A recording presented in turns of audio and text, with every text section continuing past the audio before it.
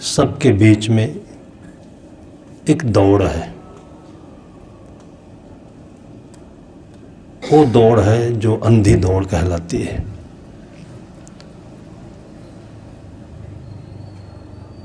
जीवन स्वतंत्र चेतना है जो अपने लिए है, और जो अपने लिए सचमुच में जीवन है वो सब के लाभ के लिए भी है।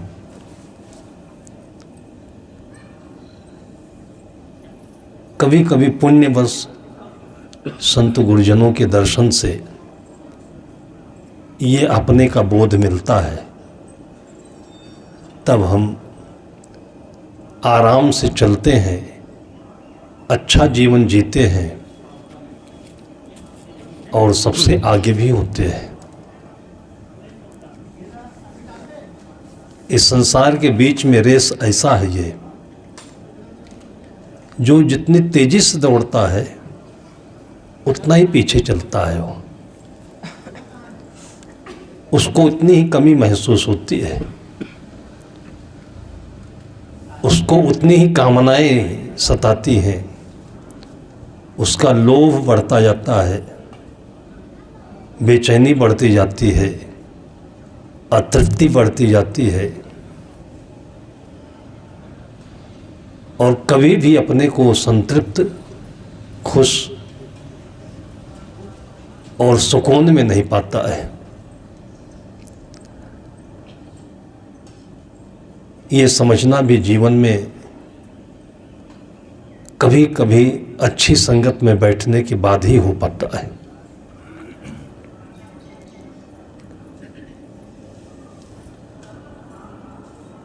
दौड़ते हुए में आंखें बंद रहती हैं। जो कुछ हम देखते हैं वो सचमुच में होता नहीं है। हमारे भीतर में जो हमारी वासनाएं हैं, हमारी इच्छाएं हैं, वही चारों तरफ हमें दिखती हैं। इसलिए इसमें बुद्धिमान से बुद्धिमान व्यक्ति भी छला जाता है, ठगा जाता है, और फिर अंत में समय को, परिस्थिति को, ईश्वर को, और कभी कभी तो साधु संतों को भी दोष देता है, माता पिता को दोष देता है।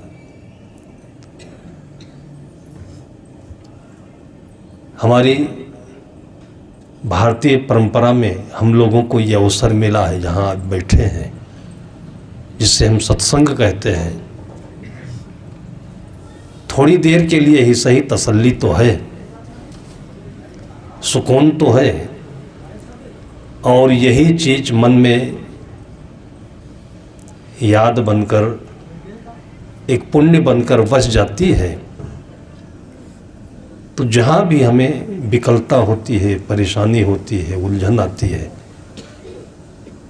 तो इसी की याद लेकर के हम सुकून में आ जाते हैं, थोड़ा तसल्ली में आते हैं।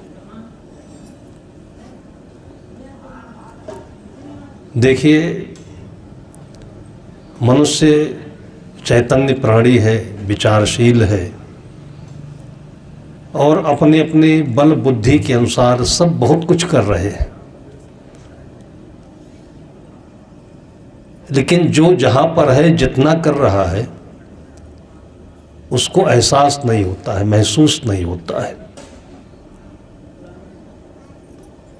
किसी की खुशी बड़ी होनी चाहिए, जिसके पास बड़ी संपदा है, खुशी बड़ी होनी चाहिए। उनके बच्चों में दुराचार नहीं होना चाहिए, अन्याय नहीं होना चाहिए, क्योंकि उनके घर में सारी सुविधाएं हैं, पैसे की कमी नहीं है, पढ़ाई लिखाई भी महंगे स्कूलों में हो रही है। लेकिन ऐसा दिखता नहीं है। जिनके पास समझने की आंखें हैं उनको ऐसा दिखता नहीं है, लेकिन जिनके पास समझने की आंखें नहीं हैं जो उनके पास नहीं है उससे ज़्यादा उनको उनके पास दिखता है। इसलिए छोटे अति छोटे होते जा रहे हैं और जो बड़े हैं ये अति बड़े होते जा रहे हैं, असलियत में नहीं होते जा रहे हैं। असलियत को समझने के बाद तो छोटाई और बड़ाई दोनों समाप्त हो जाती है। असलियत को समझने के बाद में आदमी के जीवन में जो जहाँ पर है वहाँ पर अपने को पूर्ण मानता है, पूर्ण समझता है, कृतकृत्य होता है, आनंदित होता है। समाज में अपने अपने मन का भटकाव ही ये छोटे बड़े लोगों को बना रहा है। अपने अपने मन का भटकाव है। ये दुनिया रंज राहत का गलत अंदाज करती है, खुदा ही खूब वाकिफ है किसी पर क्या गुजरती है।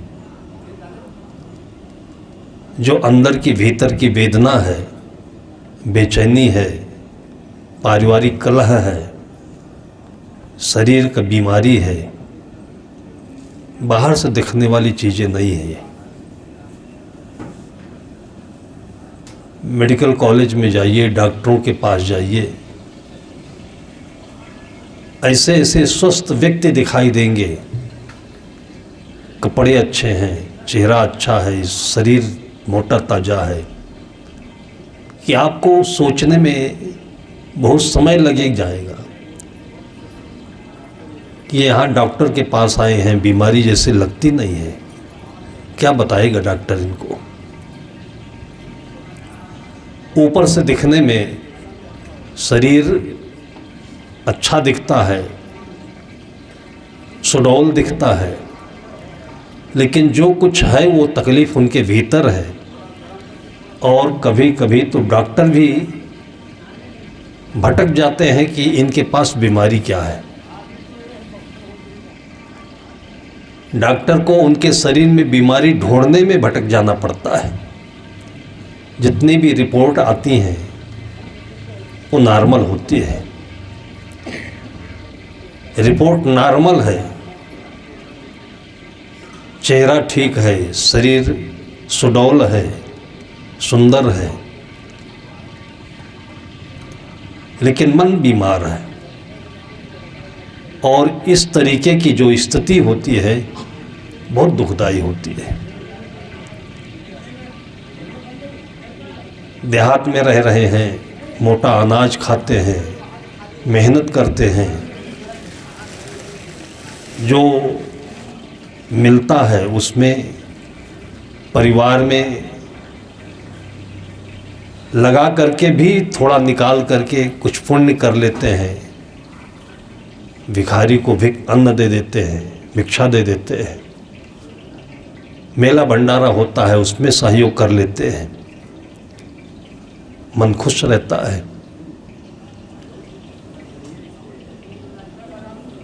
संत महापुरुषों ने ऐसे लोगों को देख करके जो जीवन की सच्चाई थी उसका उन्होंने परिभाषा बताई और उनकी भावनाओं को प्रकट करते हुए कहा, साईं इतना दीजिए जामे कुटुंब समाए, मैं भी भूखा ना रहूं साधु न भूखा जाए। इतना बहुत है। गोधन, गजधन, बाजधन और रतन धन खान, जब आवे संतोष धन सब धन धूर समान। जो संतोष है वो अपने पुण्य के उदय होने पर, विचारों के संतुलित होने पर, मन के चित्त के प्रसन्न होने पर आता है। जीवन के सत्य को समझने पर आता है। अभी 2-3 वर्ष पहले जब कोरोना आया था, ऐसा नहीं कि कोरोना गांव में ज़्यादा आया हो, शहरों में कम रहा हो। ऐसा नहीं कि जिनके पास पैसा था वो कोरोना से बच गए, जिनके पास पैसा नहीं था वो चले गए। पूरी दुनिया में आया ये, और 5 लाख से लेकर के 25 लाख 50 लाख रुपए तक हॉस्पिटल में खर्चा हुआ, और फिर भी जाने वाले चले गए जिनका समय पूरा हुआ था। केवल कोरोना था, कोई अन्य बीमारी नहीं थी। उसमें लोगों से कहते सुना गया कि कोई भी बड़ा पद काम में नहीं आया जिनके पीछे आगे सिक्योरिटी चलती है, कितने नौकर चाकर होते हैं, और कहीं एक फ़ोन करें तो वहाँ पर तुरंत उनके लिए सारी सुविधाएं उपलब्ध हो जाती हैं। ऐसे पद पर रहने वालों को भी वेटिंग में अस्पताल से बाहर स्ट्रेचर पर लेटे लेटे जान छोड़ देना पड़ा, शरीर छोड़ देना पड़ा। मरने के बाद शमशान घाटों पर भी वहाँ जलाने के लिए भी लंबी वेटिंग लगी हुई थी। वो स्थिति आ गई। संत सद्गुरु बहुत पहले ज़माने से लोगों को मन को मजबूत करने के लिए,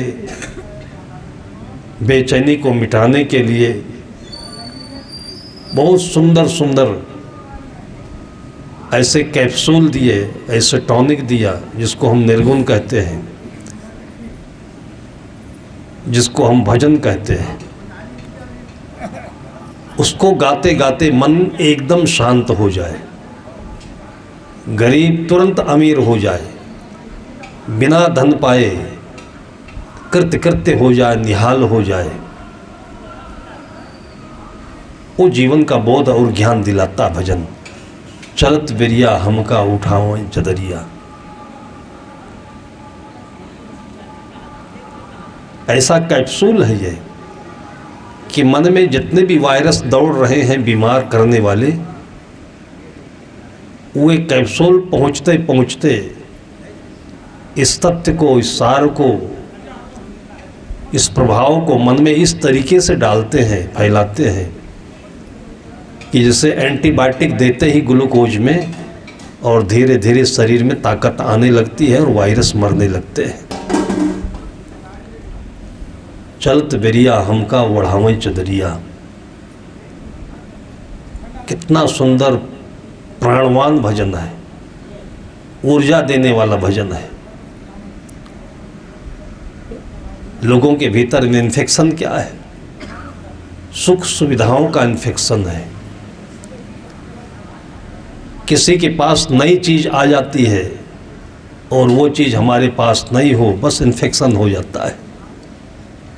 बैक्टीरिया, उस नई चीज़ के जीवाणु हमारे भीतर में, बच्चों के भीतर में, जो बहुत दिमाग वाले हैं उनके भीतर में वो कुतरने लगते हैं, काटने लगते हैं, खुजली पैदा कर देते हैं। क्या करें, हमारे पास तो ये चीज़ नहीं है अब, और मन को बीमार बना देते हैं।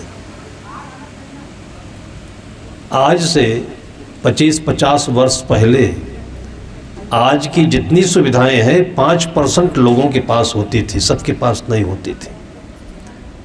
95% लोगों के पास में ये सुविधाएं नहीं थी। और देखिए तब भी लोग तीर्थाटन करते थे, 4 धाम जाते थे, कथा भागवत कराते थे, ब्रह्मभोज भी करते थे, मेला भंडारा भी करते थे।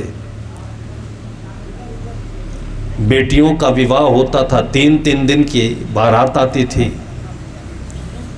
और कितने प्रसन्नता के साथ में सारे गांवों के लोग मिल कर के बारातियों की सेवा करते थे, खिलाते थे, गीत गाए जाते थे, भजन गाए जाते थे। ऐसा नहीं कि आज की सुविधाएं नहीं है तो आदमी पहले बहुत तकलीफ में था, परेशानी में था। उसी चीज़ को बार बार हम अपने मन में ले करके पीड़ित रहते हैं। हमारे मन का तनाव हमारे मन की पीड़ा, हमारे मन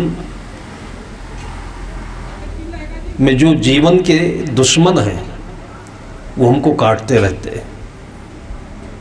अब तो लोगों की चारपाई में खटमल नहीं रह गए। लोगों के कपड़ों में एक जीव होता था जिसको चीलर कहते थे, वो नहीं रह गए। बालों में लोगों के जुएं होते थे, वो नहीं रह गए। हम लोगों ने बचपन में देखा है कि घरों में लोगों में बाल के जुएं, खाट के खटमल और कपड़े के चीलर, ये तीनों बहुत दुख देते थे। और ये अपने पाले ही होते थे, सबके घर में नहीं होते थे, किसी किसी घर में होते थे। लेकिन ये तीनों जगह जो जीव हैं ये अपने ही पाले होते थे। किस तरह से पाले? आलस्य के कारण से। सिर में बाल हैं, ठीक से धोया नहीं, साफ नहीं रखा तो उसमें जुएं पड़ गए। और गांव में तो महिलाएं बैठती थी तो एक दूसरे के सिर से निकाल निकाल करके उसको वो पड़पड़ाती रहती थी। चारपाई के जितने खटमल हैं साफ नहीं रखते थे, लेकिन जब खूब भर जाते थे तो बाहर घाम में पटकते थे, मारते थे। ये सब होता था। और आज वो जमाना नहीं रह गया है। बेड आ गए हैं बढ़िया बढ़िया, और आदमी के सिरों में कई डिजाइनिंग के बाल कट रहे हैं। कपड़े टी शर्ट हो गए हैं, जीन्स के हो गए हैं। लेकिन हमें लगता है कि वो खटमल, वो चीलर, वो जीवें आज भी लोगों को काट रहे हैं। चैन में नहीं है आदमी, जहाँ भी है चैन में नहीं है। वो दूसरे तरीके के खटमल आ गए, वो सारे मन में हैं और उनको भी हमने ही पाले हैं। अगर हम घर में सफाई शुद्धता रखते तो सबके घर में खटमल जुएं नहीं होते थे।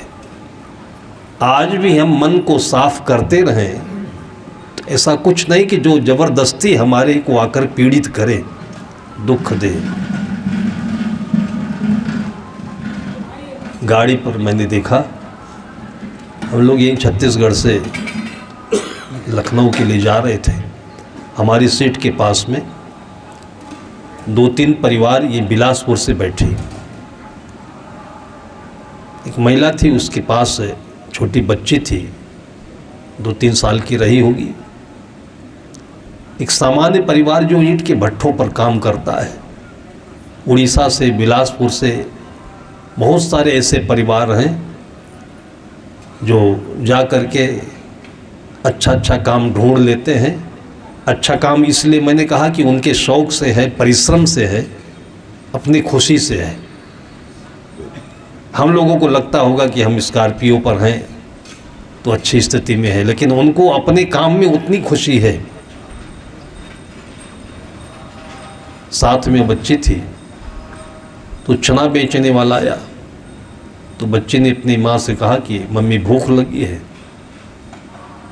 माँ ने असमर्थता जाहिर करते हुए कहा कि बेटी पैसा नहीं, पापा दूसरे डिब्बे में गए हैं, अभी चना नहीं ले सकती मैं। उस माँ के उस वेदना को वो बेटी इतनी जल्दी समझ गई और सुलझ गई। ऐसे बड़ों के अंदर जल्दी होता नहीं है। कोई काम उसके मन का ना हो तो देखिए कितने घंटे तक आदमी सिर पटकता है, खुजलाता है, नाचता है, दूसरों को परेशान करता है। कोई काम मन के अनुकूल ना हो तो, सब हो रहा है मन के अनुकूल ना हो तो। लेकिन उस बच्चे को मैंने देखा कि जो लकड़ी का खिलौना होता है, चट्टू कहते हैं, लाल लाल लकड़ी का बना, लाल रंग से रंग दिया, बच्चे खेलते हैं।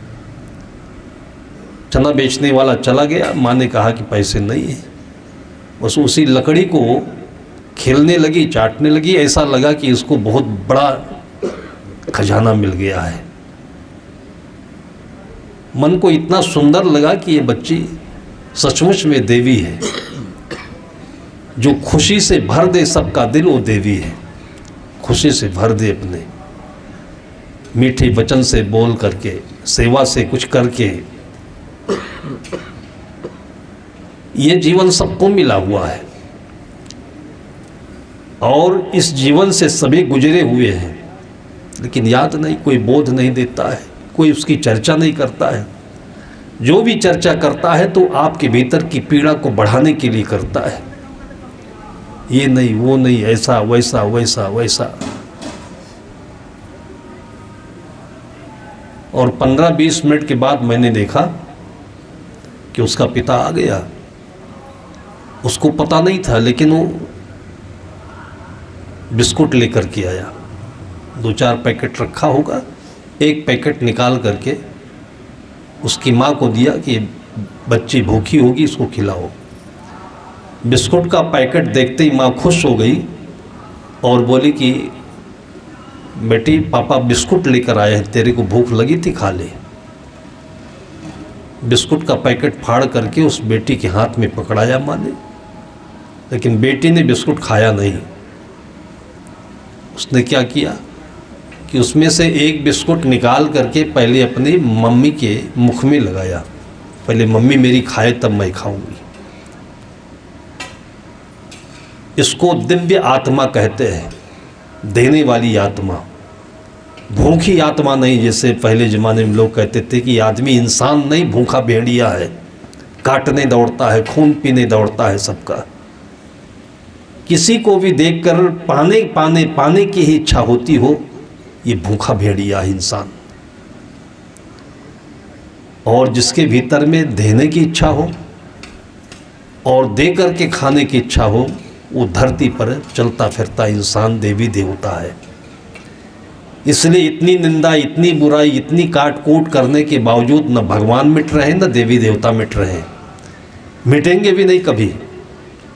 क्योंकि जब तक इस तरह के इंसान इस धरती पर होंगे, तब तक लोगों की आत्मा में देवी देवता की पहचान बनती रहेगी। यही है। कितने ऐसे विषम से विषम परिस्थितियों में भी, गरीबी में, अर्थाभाव में भी अपने घर वालों को कितना संतुष्ट रखा, खुश रखा, परिवार चलाया। और इसी में गैरों की, अनाथों की, भटके हुओं की सेवा भी की। माँ के मुख में उस बच्चे ने बिस्कुट लगाया। माँ बोली, बेटी तू भूखी है, खाना। 2 बार 3 बार माँ बोली खाना खाना, खाई नहीं जब तक माँ ने आधा बिस्कुट काट के अपने मुख में ले लेने लिया। ये परम तत्व का खजाना है। इसको याद दिलाते हैं कि जहाँ मन भटका हुआ है लोगों का, हीरा मोती, पन्ना पोखराज, पैसा, धन, संपत्ति, ये चीज़ें तो आप जिंदगी जियोगे तो मिलती रहेंगी, करोगे क्या इनका। जयपुर के राजा जय सिंह पूरे भारत में पहले या दूसरे नंबर के धनराज थे। सबसे बड़ी दौलत रखने वाले राजा जय सिंह। उनके समकक्ष में हैदराबाद के निजाम हुआ करते थे। इन दोनों के पास में अकूत दौलत, और ये भी सोचने विचारने के लिए एक बहुत बड़ा आइटम है, जो आपके मन को विवेक से निहाल करेगा, आपके अंदर में चक्षु देगा प्रज्ञा की। किया क्या इन्होंने, इतनी अपार संपत्ति का किया क्या इन्होंने। शरीर से जो आजकल सामान्य बीमारियां हो रही हैं, उस समय राजे महाराजाओं को होती थी, जिसको शुगर कहते हैं, राजरोग कहते हैं, टीबी कहते हैं, बीपी कहते हैं, हार्ट अटैक कहते हैं। ये सब बड़े बड़े लोगों को हुआ करते थे। आज भी अगर है तो खुश होइए कि आप भी बड़ों में आ गए। जिनको भी बीपी हो गया हो, एक खुशी तो मिली कि हम बड़े में आ गए। भले ही बीपी हो गई हो, दवा खानी पड़ती हो, लेकिन ये पहले बड़ों को होती थी। शुगर की बीमारी, हार्ट अटैक की बीमारी। बहुत पैसा होने पर जो सबका सार मिलता है वो यह है तनाव, कि पैसा करे क्या। भूख घटती जाती है, बीमारी बढ़ती जाती है, आवश्यकताएं घटती चली जाती है। बच्चे हैं तो दिन भर मिठाई खाएं, कोई दिक्कत नहीं है। जवान है तो दिन भर अच्छे अच्छे खाता पीता पहनता रहे, कोई दिक्कत नहीं है। लेकिन उस समय में ये सब होते नहीं है, और कमा कमा करके जब ये सब इकट्ठे हो जाते हैं तब फिर भूख कम हो जाती है, खाने की ज़रूरत कम हो जाती है।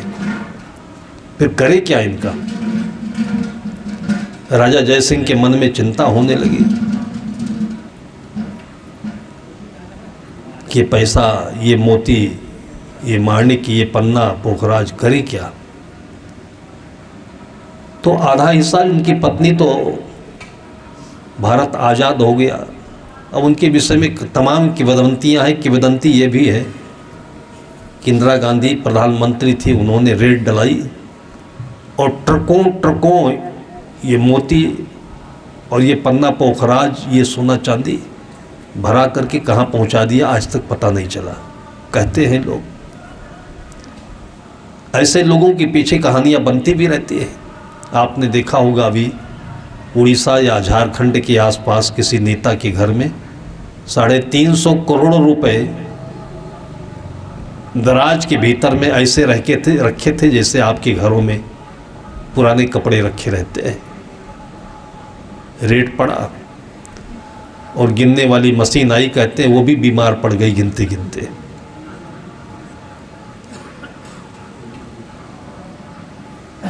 ये भी रामायण की कथा से कम नहीं है जो आजकल टीवी में इस तरह से समाचार आते हैं।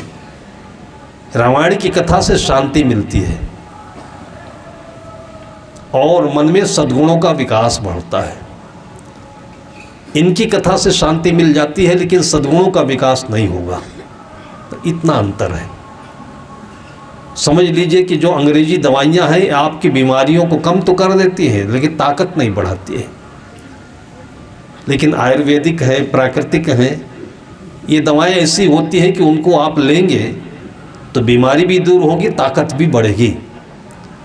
तो संत महापुरुषों का ज्ञान, ये धर्म ग्रंथ आपके भीतर के दुख दर्द को भी दूर करता है और आपको आत्मा से मजबूत बनाता है।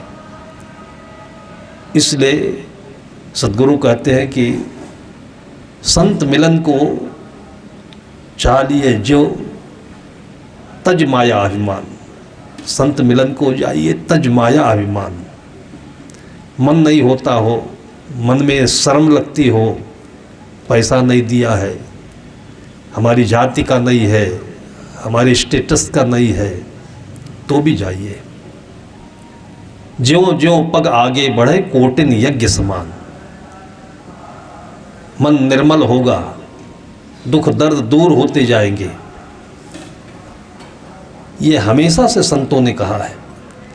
यही जगह ऐसी है और दुनिया में कोई जगह है ही नहीं जहाँ पर ये चीज़ मिले, कोई जगह नहीं।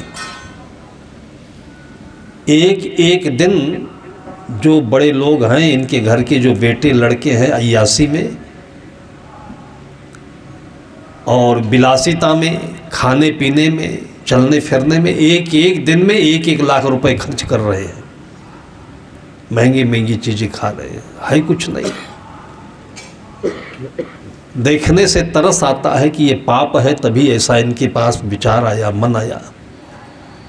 5-5 हज़ार, 10-10 हज़ार की थालियाँ, जो बड़े बड़े लोगों के उत्सव होते हैं, विवाह होते हैं, और उसमें बड़े ही लोग जाते हैं, भूखे लोग नहीं जाते। तो खाने पीने में जो व्यवस्था होती है, एक एक थाली की कीमत 10-10 हज़ार रुपये। क्या है उसमें? वो भी पेट भर खाते नहीं, जूठ आकर के छोड़ देते हैं। ऐसा पाप बढ़ता है ये पैसा बढ़ने पर कि बुद्धि तो विलीन हो जाती है, भ्रष्ट हो जाती है, केवल पाप ही बढ़ता है। उस 10 हज़ार में प्रसाद लिया जाए तो पूरे गांव भर के बच्चों का मुंह मीठा, मन मीठा हो सकता है। 100-200 लोगों का पेट आराम से भर सकता है। एक आदमी उसको खाता भी नहीं है, जूठा करके छोड़ देता है, ये पैसा बढ़ने का फल है। देखा है हम लोगों ने अपनी आंखों से।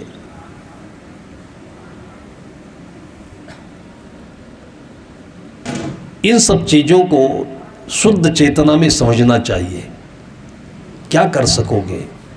जो अपने जीवन का परम धन है वो अपने भीतर में खजाने के रूप में और अपने आस-पास में वो आपके सिक्योरिटी के रूप में, आपके धन के रूप में, ये सब कुछ यही मिलेगा आपको।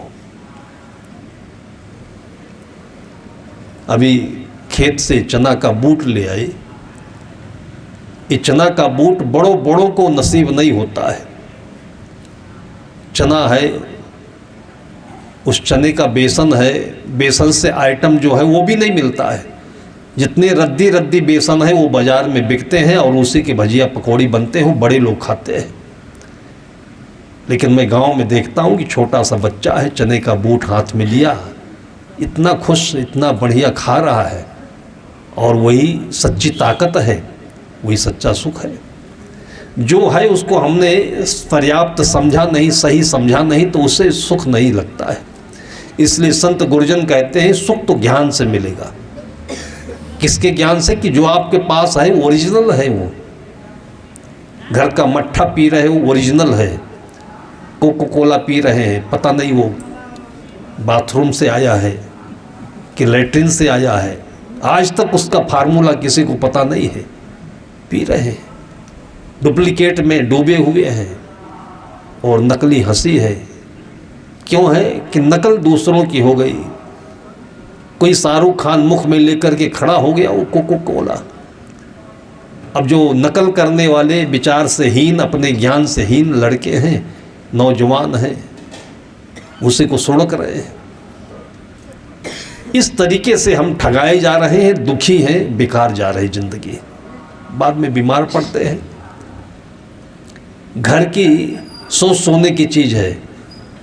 संत गुरुजन आकर के अंदर की, बाहर के, घर की जो आपकी असली चीज़ है उसका आपको बोध देते हैं ताकि आप संपन्न हो, खुश हो। उसके बाद इस संसार में अपना स्वार्थ परमार्थ सुंदर सजाओ, बनाओ। और नहीं तो बेवकूफ़ी वाले, मूर्खता वाले विचार आते हैं। राजा जयचंद के मन में विचार आया कि ये सब चला जाएगा। उनकी जो पत्नी थी, रानी थी, उसने बहुत कुछ अपने गहने आभूषण लॉकर में ले जाकर रख दिया। फिर सोचती थी कि लॉकर में जमा रहेगा, मैं मर जाऊंगी, यहीं तो फ़ायदा क्या। तो कहते हैं कि हफ्ते में या महीने में एक दिन जाती थी। लॉकर भी छोटा नहीं, बड़ा होता था, रूम जैसे।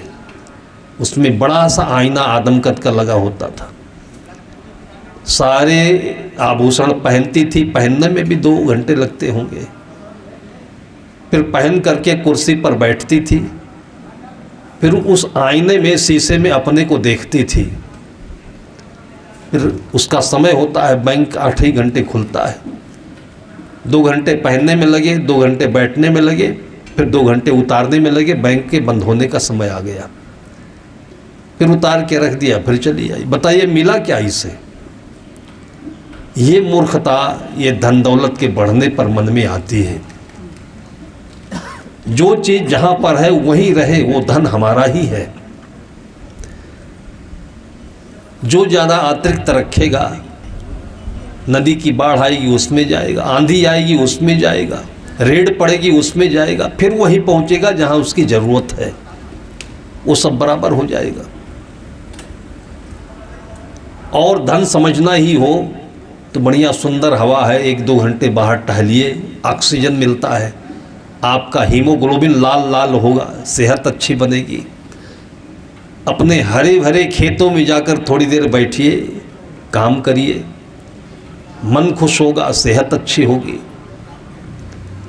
पहाड़ों पर आप जाइए तो ऐसे लोग मिलते हैं जहाँ सरसों के पीले पीले फूल खिले हुए हैं, एक तरफ मकई की बालियाँ लटक रही हैं, एक तरफ मूलियाँ हैं, सब्जियाँ हैं, और पहाड़ की महिलाएं जाती हैं उसे में घास काटती हैं और उसके बाद उसी से भाजी लेकर आती है, मकई लेकर के आती है, घर में बढ़िया हलवा बनाती है और भाजी बनाती है, खाती हैं। एकदम जो प्रकृति की शुद्ध चीज़ है वो उनको मिल रही है। मैंने उत्तराखंड में देखा एक बार किसी के घर में घास काट करके लाई, फिर पशुओं को खिलाया,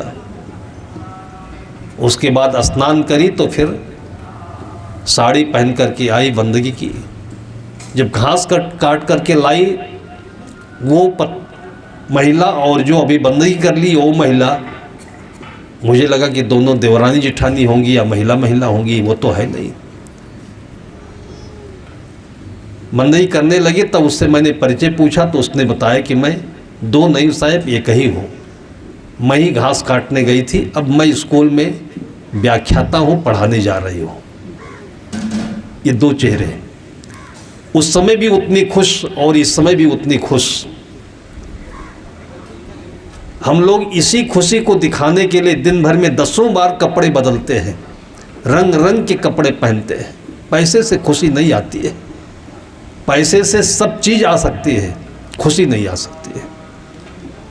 वो चीज़ स्वाभाविक से जो आपके पास में है उसका अच्छा उपयोग करो, और फिर जिसको जहाँ ड्यूटी मिली है, जिसके घर में जन्म लिया है, तो अमीर और गरीब न मानो। अमीर अमीर नहीं होता है, गरीब गरीब नहीं होता है, सब अपने घर का राजा होता है, बिटिया रानी होती है। और उसकी पहचान उसके चित्त की प्रसन्नता है, खुशी है। और नहीं तो खुशी ना हो, बोध ना हो, ज्ञान ना हो, तो यही होगा कि गहने पहनो, देखो, उतारो, रखो, जाओ। राजा साहब क्या करते थे, ये आप कभी जयसिंह में, जयपुर में जाओगे और राजा जयसिंह के महल को देखने जाओगे तो वहाँ का गाइड बताएगा सब आपको। ये रामायण में यही भगवान राम ने अपने जीवन में गुरु वशिष्ठ के ज्ञान को लेकर के होने नहीं दिया कि वो राजा जयसिंह बनते, उनको ऐसे ये तमाशा करना पड़ता। उन्होंने अपना राजसी वस्त्र उतार दिया, सुविधाएं छोड़ दी, पिता का आज्ञा पाते ही, और उन्होंने बलकल वस्त्र धारण किया, साधु का वेश बनाया और वनवास चले गए। वहाँ उनका तेज और बढ़ता गया। गोस्वामी जी ने कहा कि घटत तेज बल मुख छवि सोई, देह दिने दिन दुबर होई। वनवास के समय में जो राम गए हैं, आज कोई नेता, मंत्री, प्रधानमंत्री बीमार पड़ता है तो जो डॉक्टर होता है उनका बुलेटिन रोज देता है, उनका समाचार देता है कि आज बीपी इतना है, आज हीमोग्लोबिन इतना है, आज थोड़ा दुबले हो रहे हैं, वजन कम हो रहा है। लेकिन गोस्वामी जी बुलेटिन में अपने बोलते हैं कि जब राम वनवास में गए हैं तो जितनी राष्ट्रीय व्यवस्थाएं थी वो तो रही नहीं, खान पीन भी नहीं रहा, सुविधाएं भी नहीं थी, तो हुआ क्या, वहाँ दुबले हो गए होंगे। तो कहते हैं कि दुबले तो हुए थोड़ा, देह दिने दिन दुबर होई, लेकिन घटत तेज बल मुख छव सोई।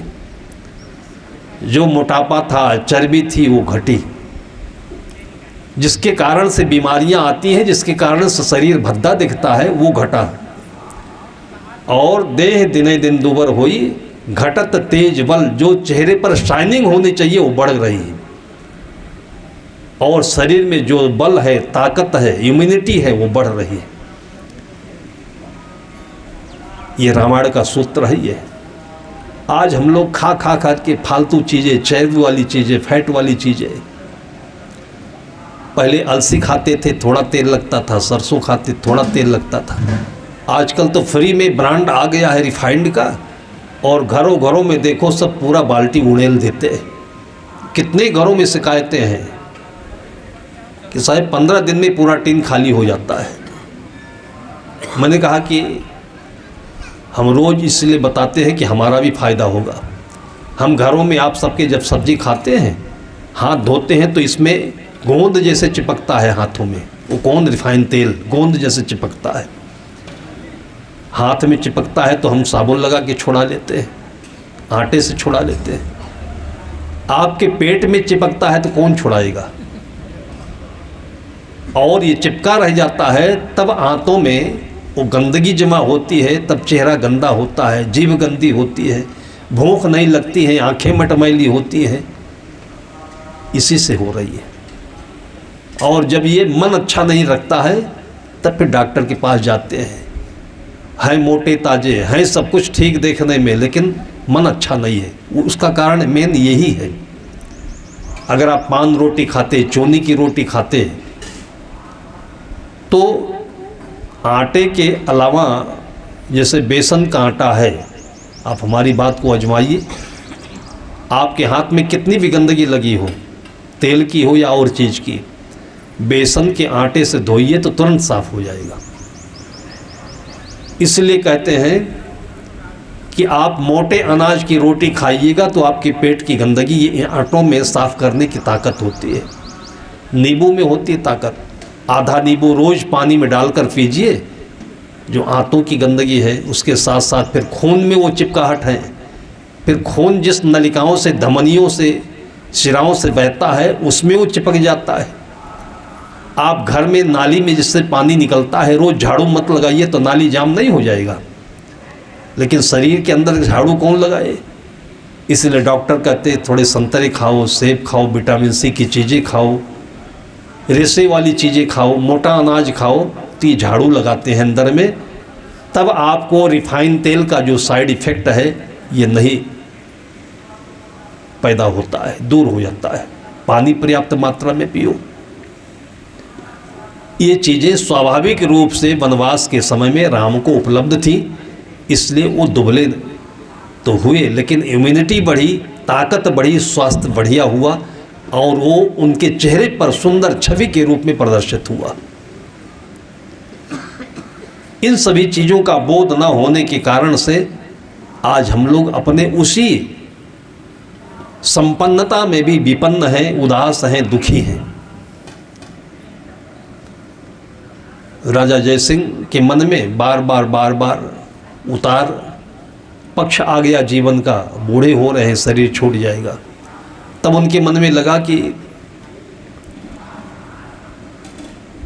एक उपाय करें जिससे कि हम, मरना तो है ही है, मरने के साथ में ये पन्ना पोखराज मोती जाएगा नहीं।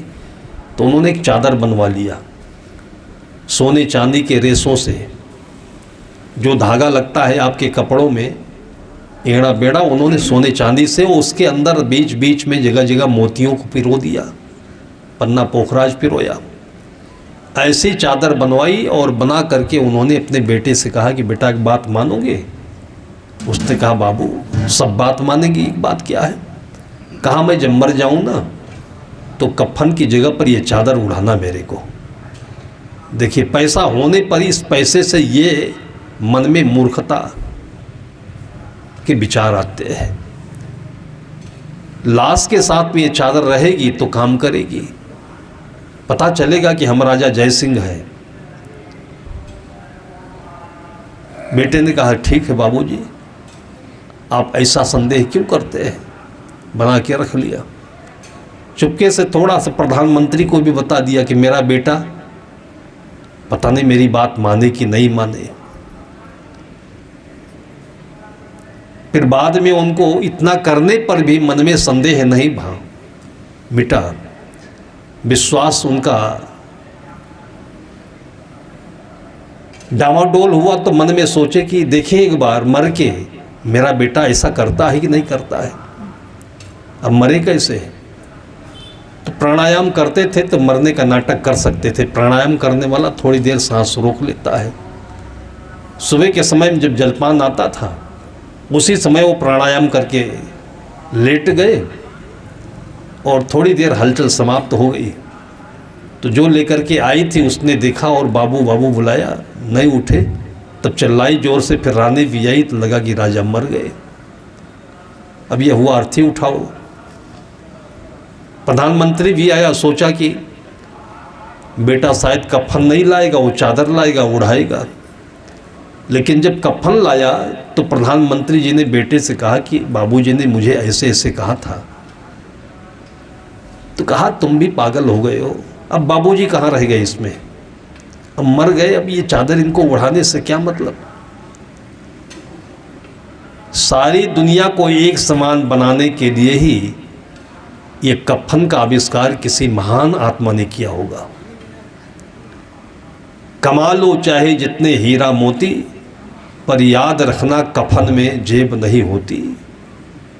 गरीबों को भी दिक्कत ना हो कि हमें अंत समय में ये कपड़ा नहीं मिला, इसलिए सबसे सस्ता कपड़ा जो होता है वो मुर्दे का होता है, और केवल गरीब का नहीं, अमीर का भी होता है। दोनों को कफन ओढ़ाया जाता है, किसी को तकलीफ ना हो। और ये दोनों एक ही साथ एक ही जगह पर जाते हैं, और उस जगह को शमशान घाट कहते हैं, जहाँ पर पहुँचने पर सबकी शान सम हो जाए, बराबर हो जाए। ऐसा नहीं कि ये राजीव गांधी हैं, ऐसा नहीं कि प्रधानमंत्री हैं और ये चपरासी है, सबके लिए एक ही घाट पर पहुंचना है। इसलिए आज ही उस यात्रा को अपने सामने रख करके हम जो कर सके, जिसके लिए कर सके, जितना कर सके समान व्यवहार कर लें। ये हमारा कुछ नहीं। यहाँ पर राजा जयसिंह ने जो चादर दी थी ओढ़ाई नहीं गई। जब कफन उड़ाया गया तब एकदम से उन्होंने सांस अपनी खोली, उठ के बैठ गए। तब जो बेटा था वो शर्मिंदा हुआ, लेकिन करें तो क्या करें। बेटे ने जो विश्वासघात किया उसको कोई सज़ा भी नहीं दे सकते, अपना बेटा है। लेकिन सज़ा से और बड़ी सज़ा क्या हो सकती है कि सारे घर के लोग जिसको हम अपना समझ रहे हैं, ये सारे अपने नहीं हैं, सब अपने अपने हैं। संत महापुरुष यही कहते हैं कि चलत वेरिया हमका वढ़ावई चदरिया। आइए सब कोई मिलकर के इस मंत्र को हम दोहराते हैं, ताकि हमारे अंदर में राजा जय सिंह जैसे हमारे मन को छलने वाले विचार नहीं आए, जो कर सकने वाले विचार हैं। बच्चों को चाय मत पिलाएं, दूध पिलाएं। अपने बच्चों को आप दूध पिलाइएगा तो आपके अंदर में सहानुभूति, दया, करुणा, क्षमा जैसे सद्गुण विकसित होंगे, तो आप और बच्चों को भी दूध पिलाएंगे। उत्तर प्रदेश में, छत्तीसगढ़ में है कि नहीं, वहाँ दूध बहुत होता है। तो भंडारा करने के समय में यदि घर में उपलब्ध है तो दूध जरूर आता है। सबसे बड़ा पुण्य दूध से सेवा करना माना जाता है, इसलिए दूध जरूर आता है। कोई भी भंडारा बने, खीर जरूर बननी चाहिए। आपके छत्तीसगढ़ में भी है, दूध कम होता है लेकिन खीर बनती है। इसलिए माएँ किसी भी बच्चे को दूध पिलाने में बड़ा भाव रखती हैं, श्रद्धा रखती हैं। और वो दूध नहीं है तो दूध की जगह पर फिर हलवा खिलाती हैं, मिठाई खिलाती हैं। कोई भी घर में अच्छा लाभ हुआ है, कोई खुशी है, तो कहते हैं कि पंचकन्या, 5 कन्याओं को बुला करके और जी भर खुशी पूर्वक उनको जो खाएं खिलाते हैं लोग। ये पुण्य है। एक प्रतीक है ये कि आपके पास जब प्रारब्ध ने आपको योग्य बनाया है, सारी सुविधाएं दी हैं, इसका यही उपयोग हो सकता है जो राजा जयसिंह ने सोचा उपयोग नहीं हो सकता इसका। सदगुरु कहते हैं, चलत बेरिया हमका ओढ़ावे चदरिया, चलत बेरिया हमका प्राण राम जब निकसन लागे, प्राण राम जब निकसन लागे, उलट गई दो नैन पुतरिया, चलत बेरिया हमका ओढ़ावे चदरिया, चलत बेरिया हमका प्राण राम जब निकसन लागे, प्राण राम जब निकसन लागे, उलट गई दो नैन पुतरिया, चलत बेरिया हमका ओढ़ावे चदरिया, चलत बेरिया हमका भीतर से जब बाहर लाइन, भीतर से जब बाहर लाइन, बाहर लाइन, भीतर से जब बाहर लाइन, छूट गई सब महल अटरिया, चलत बेरिया हमका ओढ़ावे चदरिया, चलत बेरिया हमका। छूट गई सब महल अटरिया, चलत बेरिया हमका ओढ़ावे चदरिया, चलत बेरिया हमका ओढ़ावे चदरिया, चलत बेरिया हमका। भीतर से जब बाहर लाइन, भीतर से जब बाहर लाइन, छूट गई सब महल अटरिया, चलत बेरिया हमका ओढ़ावे चदरिया, चलत बेरिया हमका ओढ़ावे चदरिया, चलत बेरिया हमका। चार जने मिली खाट उठाइनी, चार जने मिली, चार जने मिली खाट उठाइनी, चार जने मिली खाट उठाइनी, रोवत लई चले डगर डगरिया, चलत बेरिया हमका ओढ़ावे चदरिया, चलत बेरिया हमका ओढ़ावे चदरिया, चलत बेरिया हमका। रोवत लई चले डगर डगरिया, चलत बेरिया हमका ओढ़ावे चदरिया, चलत बेरिया हमका। चार जने मिली खाट उठाइनी, चार जने मिली खाट उठाइनी, रोवत लई चले डगर डगरिया, चलत बेरिया हमका ओढ़ावे चदरिया, चलत बेरिया हमका ओढ़ावे चदरिया, चलत बेरिया हमका।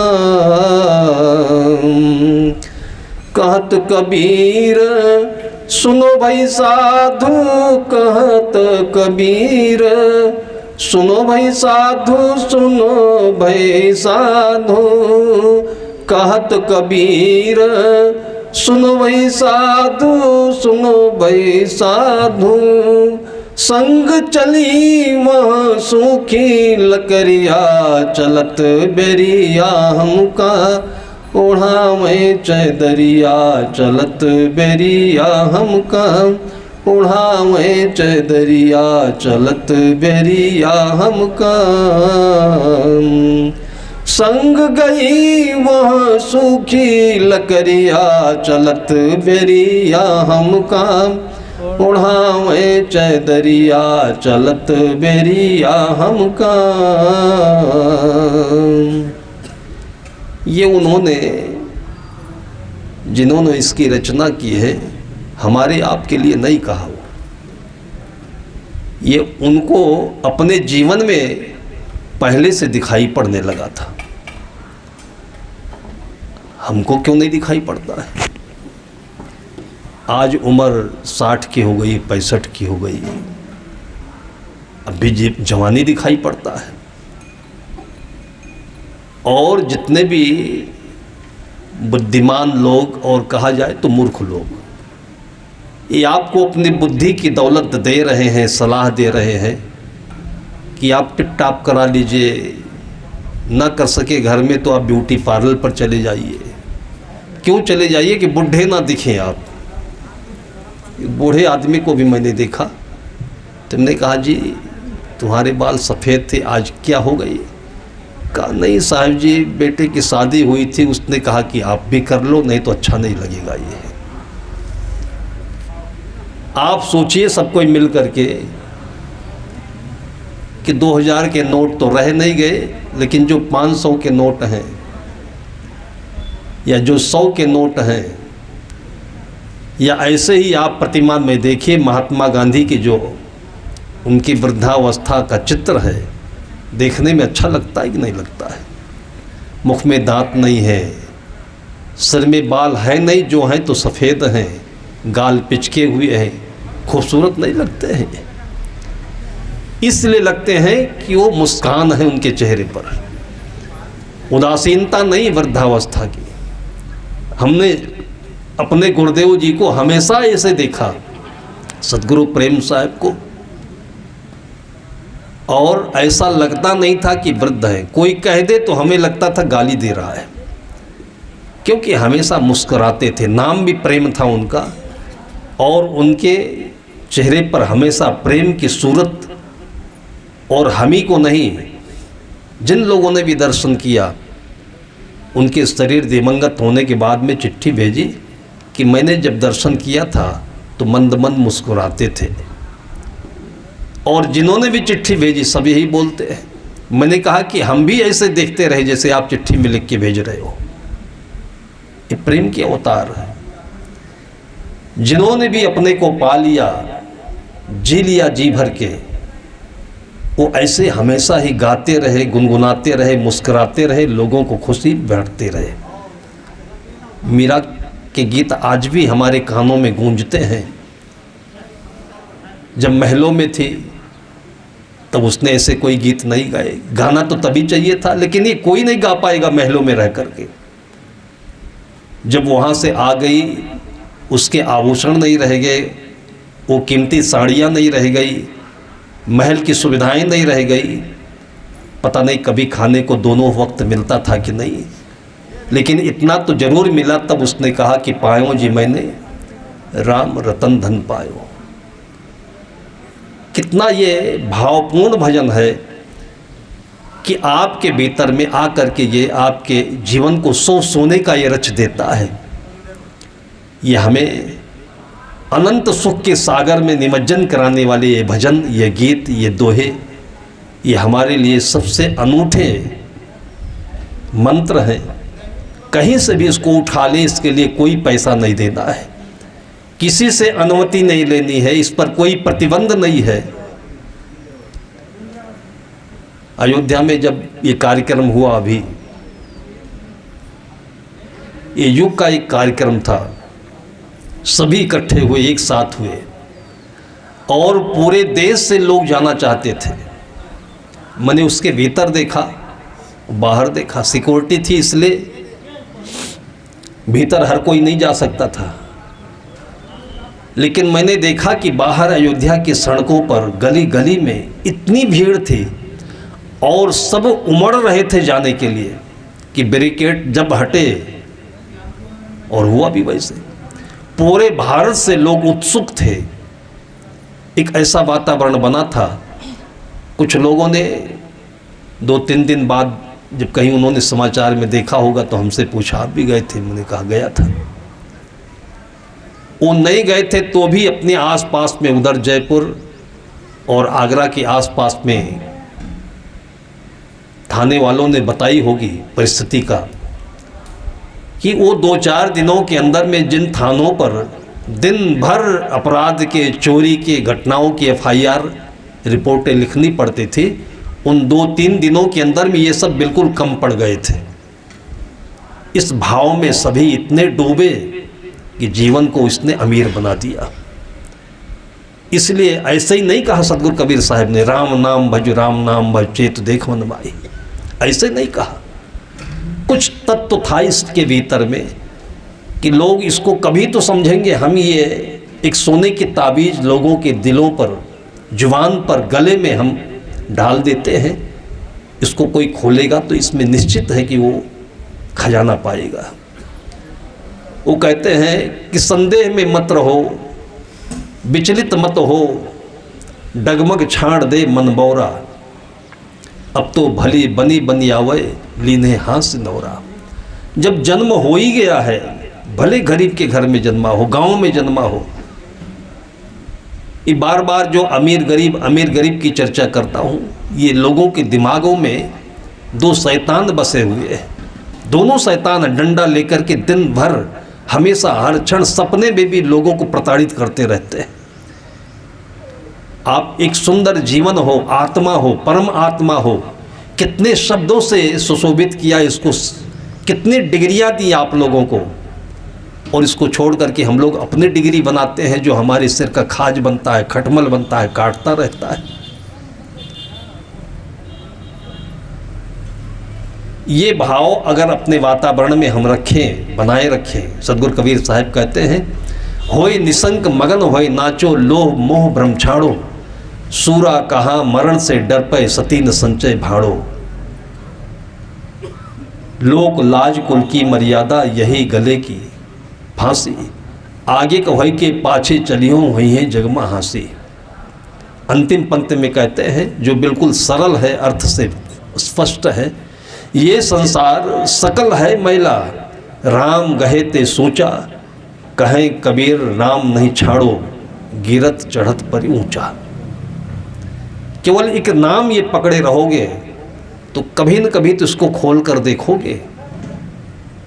इस नाम में जो अर्थ छिपा हुआ है सारे दुखों से मुक्त कर देगा और खजाना से भर देगा आपको। ये संसार सकल है मैला, दोनों तरफ को दिखाया एक ही जगह पर रह करके। संसार को जो देख रहे हो, या अपने नाम पर, अपने घर में, अपनी कमाई से जो संपत्ति मिली है, दौलत मिली है तो मिली तो है, लेकिन इसमें अपने मन को, अपनी आत्मा को, अपने जीव को अटकाओ नहीं। मरते समय देखा है आप लोगों ने, झटका लगता है, सांसें रुकती हैं, अटकती हैं, मरता नहीं आदमी जल्दी। तो लोग क्या कहते हैं कि पता नहीं किस में मन लगा हो इनका, भाई उनको बुला के दिखा दो, ये मिला कर बुला दो। कभी कभी कोई आदमी ये भी कहता है कि जो एफडी रखी है ना, थोड़ा सा ला करके इनके दिमाग में लगा दो, हो सकता है एफडी में इनके जान अटकी हो। तो साहब कहते हैं कि ये मैला है, और जब उम्र ढलने लगे तो फिर वो सोना नहीं देखो, रात का सोना देखो, अच्छी नींद आ रही है कि नहीं आ रही है। बाहर की दौलत मत देखो। साहब कहते हैं संसार सकल है मैला, राम गहे ते सोचा। ये मंत्र ले लो, इस मंत्र से बेड़ा पार हो जाएगा। लेकिन लोगों ने लिया नहीं, पार नहीं हो रहा था, तो किसी ने परंपरा बना दी कि एक बछिया ले आओ, उसकी पूंछ पकड़ा दो, यही से पार हो जाएगा। इसे हमें निंदा नहीं देनी चाहिए, कम से कम ठीक से मरने का एक उपाय तो बता दिया। बछिया कोई ख़राब चीज़ थोड़ी है, गाय है, गाय का स्वस्थ जीवन है, गाय ने ज़िंदगी भर सबको दूध पिलाया है, कोई अच्छा काम किया है, आदमी जैसे किसी के साथ धोखा नहीं किया है, छल नहीं किया, कपट नहीं किया है। तो मन में एक पुण्य भाव नहीं जग रहा है तो ला करके कुछ ऐसा कर दो।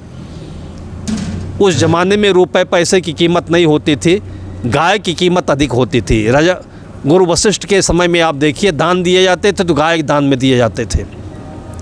उस समय की परंपरा है कि इसके हाथ से किसी को एक बछिया, एक गाय दान दिला दोगे, उसकी ज़िंदगी में उसको दूध पीने को मिलेगा और इसकी ज़िंदगी में बढ़िया दूध जैसा एक सुंदर भाव मिलेगा। ये चीज़ कोई दूसरा कराए, इससे पहले अपने जीवन में हम अपने बच्चों के लिए, उत्तराधिकारी के लिए, परिवार के लिए या समाज के लिए जो कुछ करना हो। कितने मैंने ऐसे खुश नसीबों को देखा है, वो तो अपनी तेराही भी कर लेते हैं, अपने अपने जिंदा रहते मेला भंडारा भी कर लेते हैं। इसलिए कर लेते हैं कि इससे हमें तो खुशी मिलेगी, जो बाद में करेगा वो करने वालों को मिलेगी। मैंने अपने पिता के नाम से कर दिया, खुशी मिलेगी, अपने गुरु के नाम से कर दिया, खुशी मिलेगी। ये करने कराने का मतलब ये नहीं होता है कि घर बेचो, अपने को बेचो तब करो।